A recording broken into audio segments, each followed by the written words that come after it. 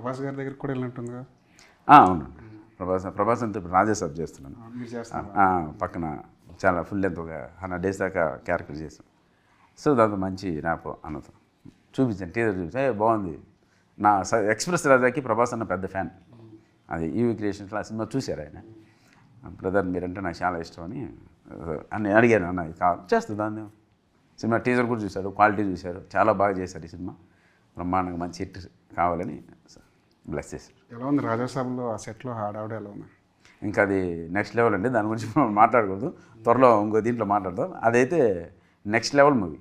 ప్రభాస్ అన్న కెరీర్లో before 10 movies, after 10 movies ఉండదు, అంత క్యారెక్టర్ ఉంటుంది ఈ సినిమాలో. అంటే చాలా కాలంగా ఆయన్ని రా అండ్ రస్టిక్ లుక్లో చూస్తున్నాం, యాక్షన్ లుక్లో చూస్తున్నాం. ఆయన కామెడీ చేస్తే ఎలా ఉంటుంది అన్నది వెయిటింగ్. ఇంకా ఆ విషయం అయితే నో డౌట్. ఇంకా కొన్ని మేము కమిడియన్స్ కదండి, మేమే కింద పడి దొల్లి నవ్వామంటే అర్థం చేసుకోండి. మేము ఎందుకు నవ్వుతామండి కమిడియన్స్ అంటే. అలాంటి పర్ఫార్మెన్స్ మారుతి అన్న తీసుకున్నారు. మీరు మారుతి మంచి కాంబినేషన్ కదా. అవును. ప్రేమ కథ చిత్రం, లవర్స్ అన్నీ ఉన్నాయి. ఆయనతో ఎలా ఉంటుందండి జర్నీ మారుతి గారితో? ఈ సినిమా చేయమంటే కథ వినిందిరా మారుతి అన్నీ. అభిలాష్ని పిలిపిస్తారన్నా ఒక కథ విన్నానన్నా అంటే చెప్తా, నాకేంటో రకరకాలుగా ఉంది, మీరు ఒకసారి వినండి అని. ఈ సినిమా డైరెక్టర్ అభిలాష్ రెడ్డిని ఇంటికి పిలిపించుకొని కూర్చోబెట్టుకొని కథ మొత్తం విని నాకు ఫోన్ చేసి, నేను చెప్తున్నాను ఈ సినిమా చేయను, దీనికి కర్త కర్మ క్రియగా నేను ఉంటా, నువ్వు చేయన్నా. అలా అనుకోండి వెన్నెముకగా నడిపించింది. ఈ సినిమా ఫస్ట్ కంప్లీట్ అయిన తర్వాత ఇంట్లో హోమ్ థియేటర్లో చూసి ఈ సినిమా తీసుకెళ్ళి అనిల్ రావుపూడికి చూపించి రాజ్ సార్ దగ్గరికి ఈ సినిమా వెళ్ళాలని సరైన గైడెన్స్ చేసింది మారుతి అన్న.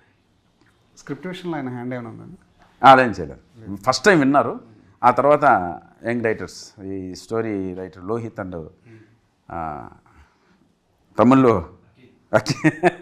Lohit and Akhil story, dialogues అయితే అఖిల్ రాశాడు. సో వాళ్ళకి టోటల్ వాళ్ళ దగ్గర ఒకసారి విన్న తర్వాత వీళ్ళిద్దరిని ఫాలో అయిపో, డైరెక్టర్ని ఫాలో అయిపో అని చెప్పారు. శాసనల గ్రంథం అన్నారు, అదేదో విరూపాక్ష గుర్తొస్తుంది మాకు. అవునా? కట్నం వారి శాసనాల గ్రంథం అనేది ఒక ఫన్గా పెట్టుకున్న ఒక లెగసీగా, ఒక ఫ్యామిలీకి వచ్చే లెగసీగా. బట్ చెప్తే అతిశయోక్తి అవుతుంది, కానీ ఈ సినిమాకి సెకండ్ పార్ట్ కూడా ఉందండి. అంటే మీరు కూడా సెకండ్ పార్ట్ తీస్తున్నారా అని అంటారేమో అని ఆ మాట అనలేదు, కానీ ఈ సినిమాకి సెకండ్ పార్ట్ కూడా ఉంది. దాంట్లో ఇంకొంచెం ఎక్కువ చెప్పడం జరిగింది ఫన్ మోడ్లోనే. ఏదే కట్నం వారి శాసనాల గ్రంథం ఎవరు రాశారు, ఏ రూల్స్ అండ్ రెగ్యులేషన్స్ పెట్టారు, వాటి గురించి ఏమేమి ఉంటుంది, అవన్నీ కూడా చాలా ఫన్ మోడ్లో ఉంటాయి. ప్రీక్వెల్ అనమాట. అవును, ప్రీక్వెల్ కరెక్ట్. సీక్వెల్ కాదు, ప్రీక్వెల్ ఎవరు రాశారని.